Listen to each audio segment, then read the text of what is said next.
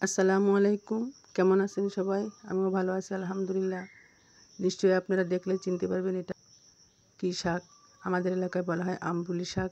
এই শাকটা কিন্তু খুব টক লাগে, শরীরের জন্য খুবই উপকারী, শরীরকে ঠান্ডা রাখে, পেট ভালো রাখে।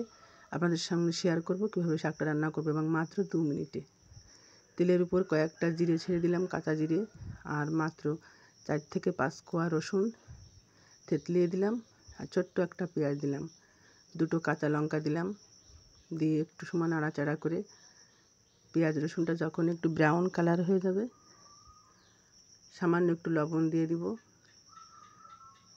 আর এখানে হলুদের পরিমাণটাও খুবই সামান্য দিব।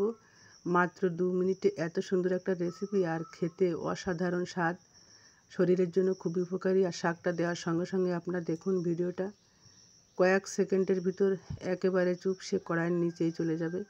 আর অল্প একটু ভাজি দিয়ে অনেকগুলা ভাত খাওয়া যায়, আর মুখে রুচি কিন্তু বেশ বেড়ে যাবে, বেশ টক লাগে। একটু সময় নাড়াচাড়া করার সঙ্গে সঙ্গে দেখবেন চুপসে একটু ফুটা হয়ে যাবে, আর রান্নার পরে কিন্তু এটা বেশ কালো একটা রং হয়ে যায়। খেতে কিন্তু চমৎকার স্বাদের।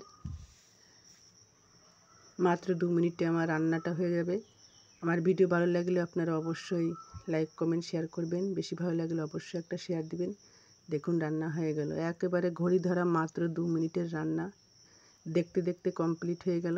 গরম ভাতের সঙ্গে একটু ফুটা ভাজি দিয়ে যদি খাওয়া হয়, তাহলে আর কিছুই লাগবে না। সবাই ভালো থাকবেন, সুস্থ থাকবেন, সবার সুস্বাস্থ্য কামনা করে ভিডিওটা শেষ করছি। পরবর্তীতে আবার আপনাদের সামনে আসবো। আল্লাহ হাফেজ।